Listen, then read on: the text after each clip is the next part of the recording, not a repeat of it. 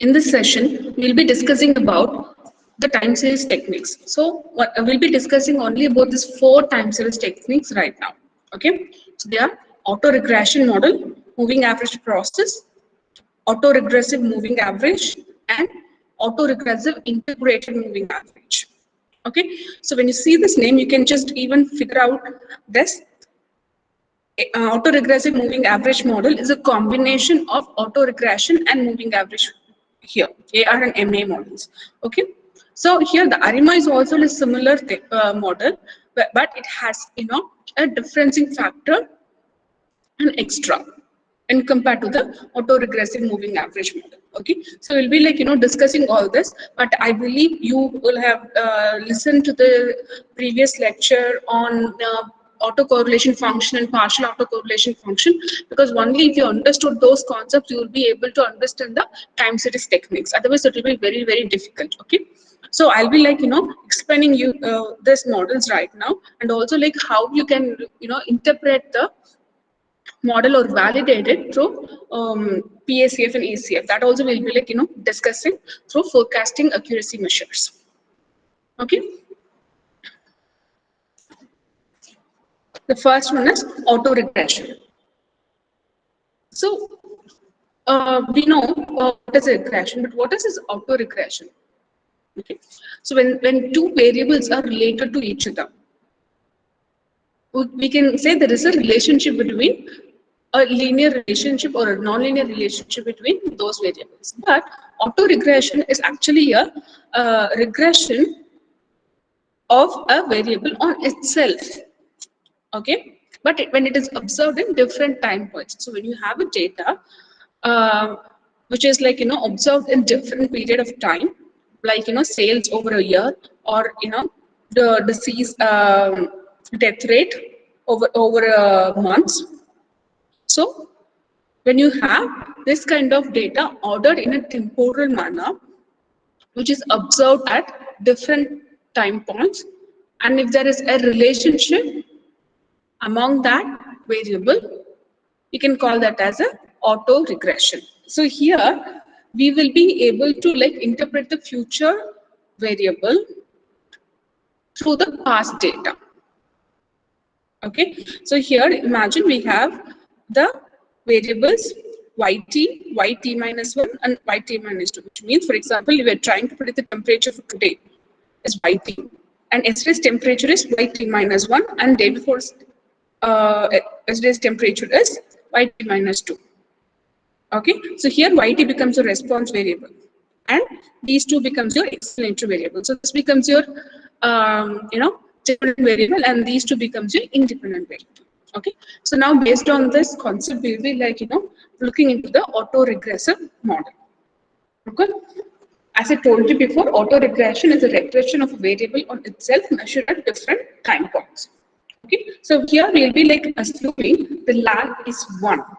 So I'm sure you know what is a lag, and we also figured out how we have to determine your lag through ACF and PACF plots. We discussed this all in our previous sessions. So here we are just assuming the auto-regressive model with the lag 1. Okay, so here yt, which is your response variable, can be predicted with pi yt minus 1 plus the error at the time period t. Okay, so if you want to figure out the today's temperature, so I have to know yesterday's temperature and multiply it with my constant omega plus the error. So here some people denote this with different symbols. It can it can be denoted as a pi or beta. It can be anything. Okay, so here, so even if we do not know yesterday's temperature, but we know the day before's temperature, we can just write, we can replace yt minus 1 with pi yt minus 2 plus error at the time t minus 1. So we can just substitute this. When we trying to substitute yt minus 2 with the yt minus 3 data, we will be able to get a final model like this, whereas yt will be determined by 5 to the power of t x naught plus pi t power minus 1, the error 1 plus pi t minus 2, error 2, it goes on. Okay, until you get the error for time period t. Okay, so you can rewrite that formula in this way because we know we just keep the first component same, and then it's actually a summation of your errors. So we just rewrite this in this method. So the autoregressive model to find out the response variable is pi to the power of t into x naught plus summation of errors. Okay.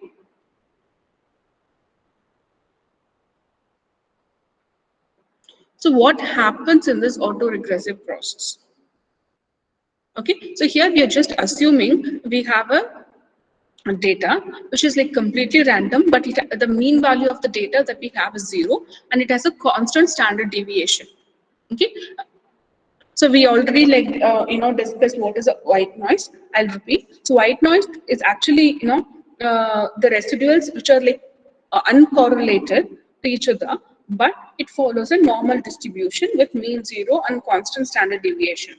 Okay, so here in all of the autoregressive models, we have this assumption that all of the errors follow the white noise. This is one of the assumptions that we have for autoregressive model. Okay, so I repeat, white noise is a process of residuals that are correlated, uncorrelated with each other, and it follows a normal distribution with mean 0 and constant standard deviation. Okay. So here we have the autoregressive process model written here.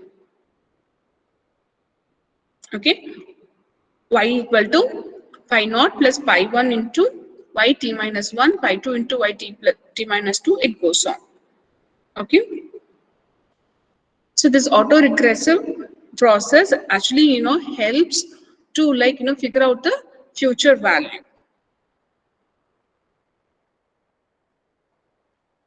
So how do we identify this model in this process? Actually, as I told you before, we'll be working on ACF and PACF plots to find out the right model.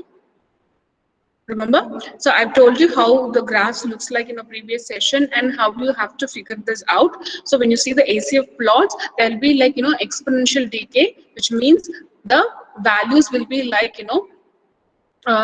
going downwards, and then it reaches a 0 over a period. And whereas in PSCF, there'll be a very good spike in the first leg, but then immediately it cuts off to 0. Okay, so when you say it's a positive or a spike, it is the pi value is always greater than 0. Whereas when you see the graph,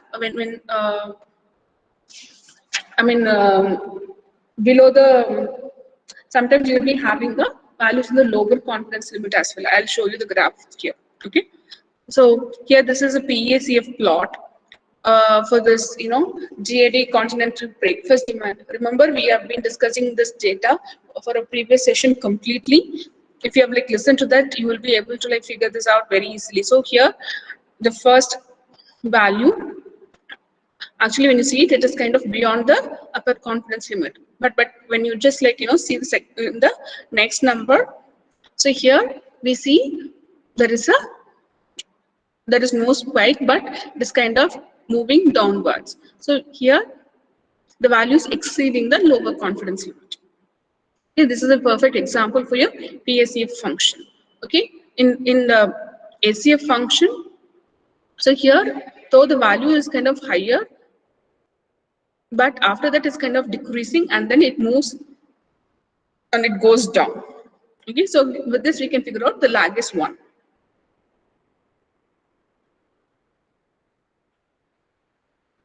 Okay, so we're trying to figure out the observed difference between the observed values and the predicted values. So when here the graph plotted in red is your observed values, and the values which are predicted is in blue.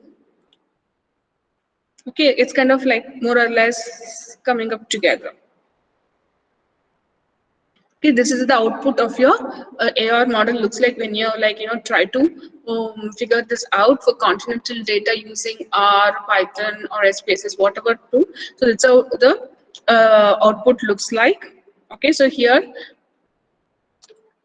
the lag 1 is 0.663. For the lag 2, it is minus 0.204. Because I think you can figure this out.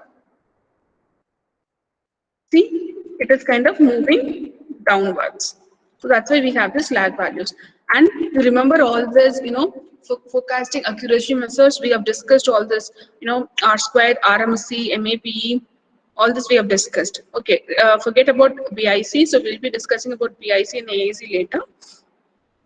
So here, as you all know, we'll be like focusing only on these two values, RMSE value and MAPE value. So here it is like 8.8%. Okay, for the auto-regressive model, for the breakfast demand prediction in the DAD continental breakfast. Okay, so remember what is white noise? So white noise is nothing but the residuals which are like uncorrelated with each other. So when you just see the plots for the white noise, you can see it is completely random. There is no correlation among the residual plot. Okay, next we'll be discussing about moving average process. So this is like a regression model as your auto-regressive model previously, but here the past residuals are used for forecasting the future values.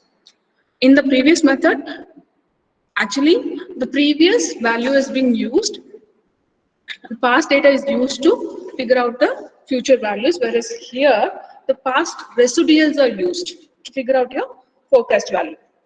Okay, so this process is different from the moving average technique, which has been like discussed earlier in the previous class. Okay, so here we are just gonna imagine a first order moving average, imagining the lag is 1. So there the lag is like in auto-regressive model, the lag is like denoted as P. In moving average process, the lag is denoted as Q because it is what residuals.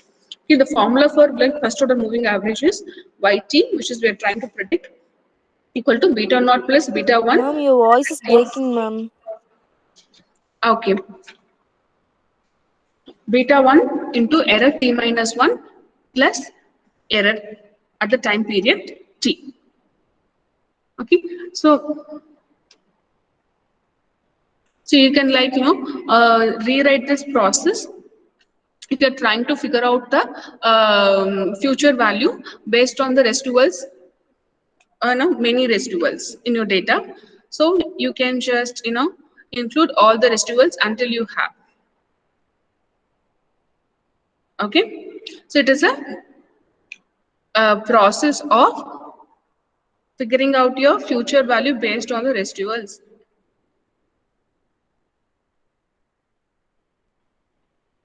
Okay, so here you can also have to like work on ACF and PACF to figure out your model. Here you have to like use it completely different. Okay, in PACF graph you will see an exponential decay, whereas in ACF graph you'll be able to like find out a spike and then it completely cuts off. Okay, you can see it here. Okay, the same ACF and PACF graph, that's how it looks like. Okay, so when you see the output for moving average, the lags is minus 0.651 and lag 2 is minus 0.164. Okay, so when you see the MAP values, it's 8.8. It's similar to an auto-regressive model. It was 8.8, remember, and the RMSE score is 4.8. Okay, so these outputs are like is figured out through application of R.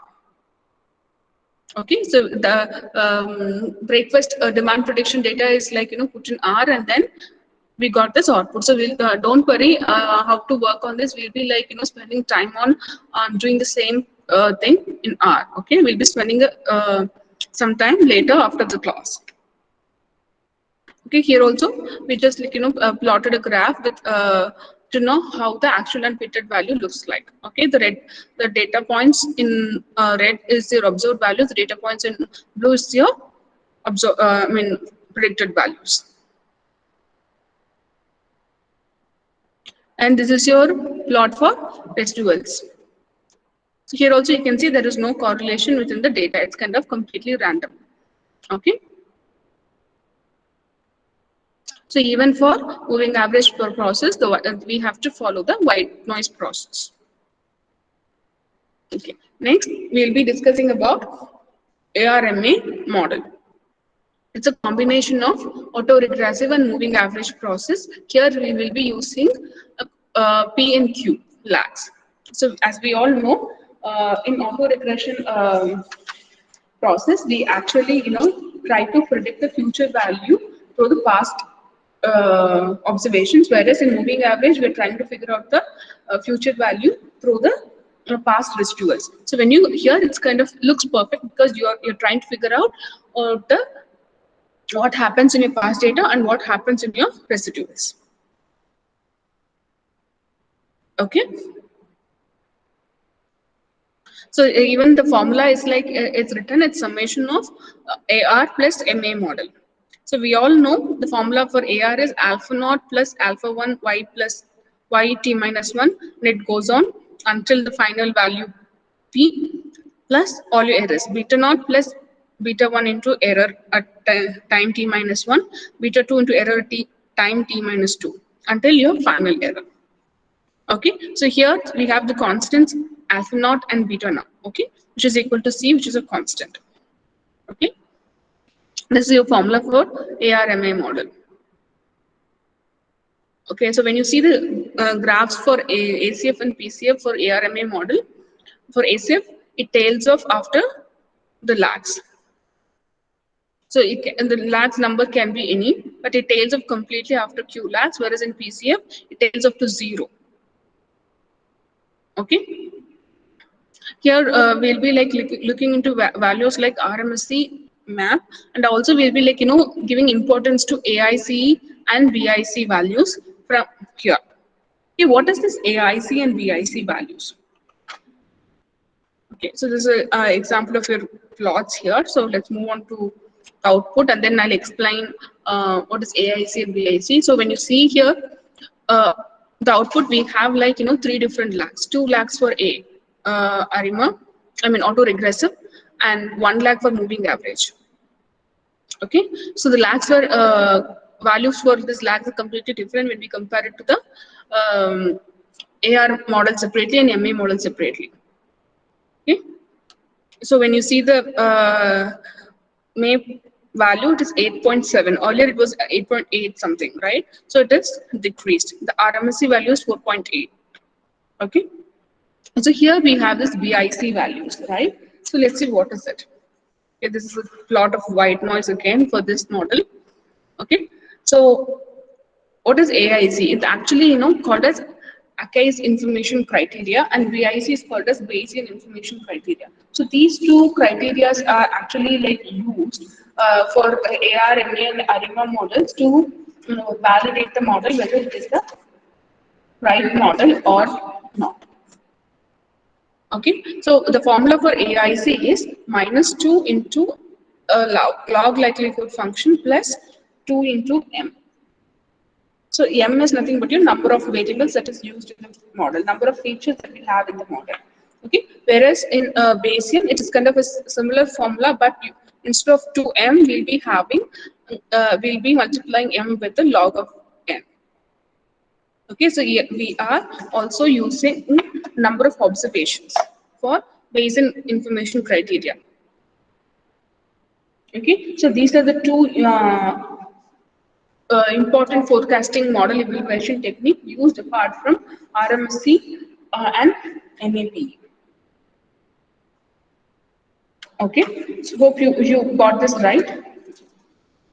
So I repeat, AIC and BIC are very, very important forecasting accuracy measure used by the time series techniques, whereas AIC is equal to a -2 multiplied by the log likelihood function plus 2 into number of variables estimated. Whereas in the Bayesian information criteria, which is multiply m with the log of n.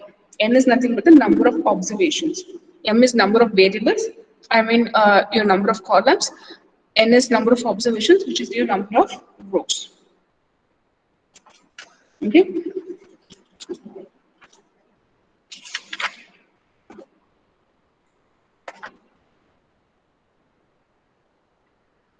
So the BIC values for autoregressive model is 3.2, and moving average it is 3.3, and for ARIMA it is 3.3. Okay, remember for autoregressive we have the lag 2, P was 2, and moving average the Q was 1. So here we have 2,1. Okay. So it has the least BIC. So we should have the AIC and BIC should be very less to make the to have the model validated.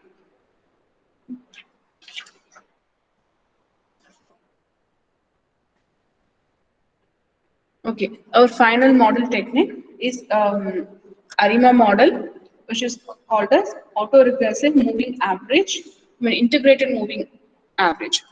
So it has 3 components here.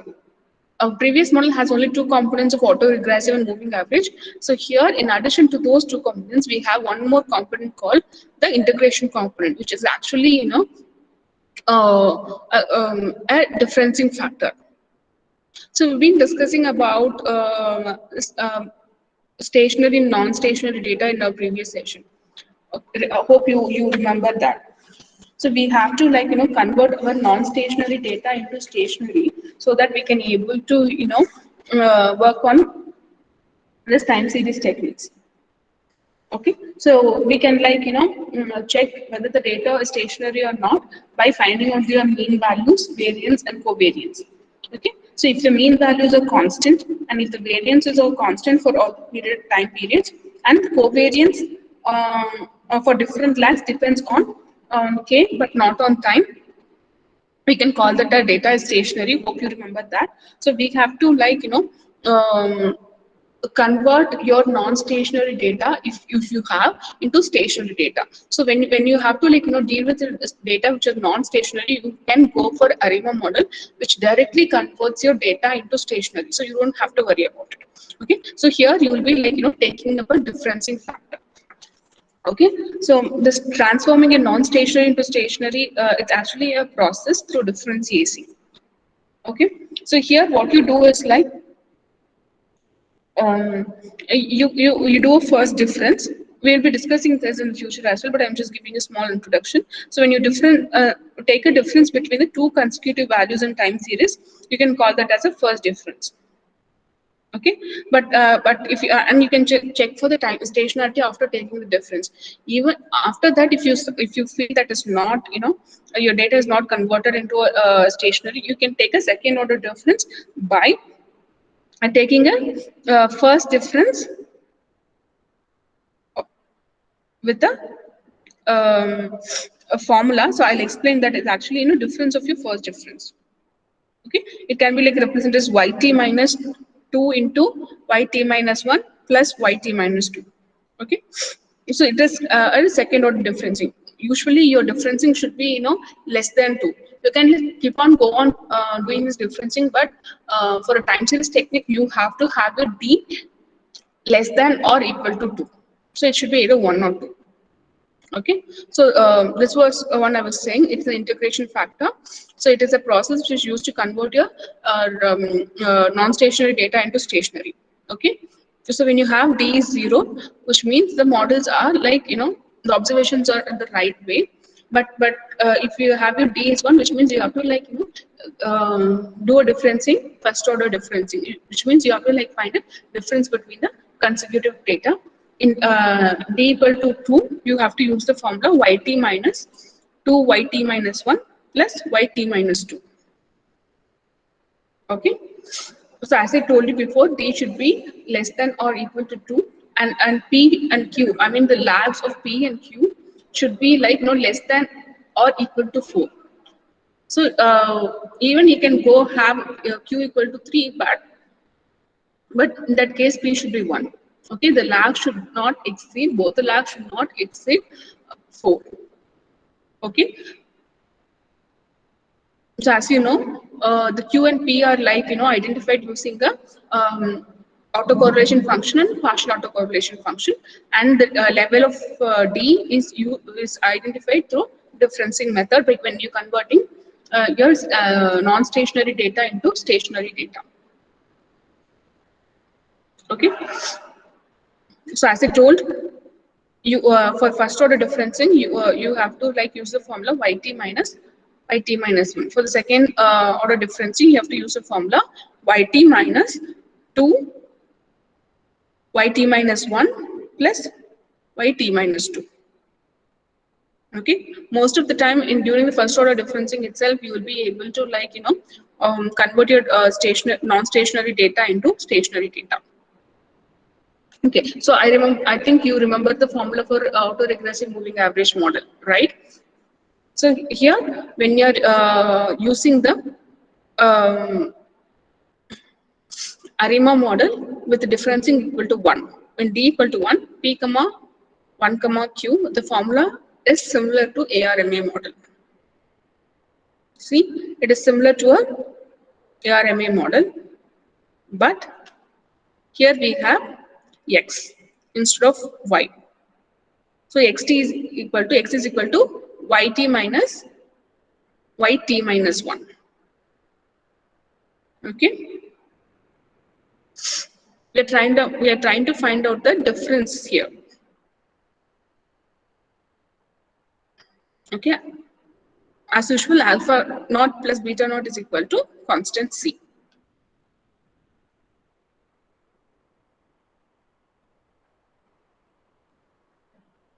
Okay, so there are like a lot of tests available right now to validate the models, all the 4 models. AR model, MA model, ARIMA, ARMA models. Okay, so we will discuss that in after the break.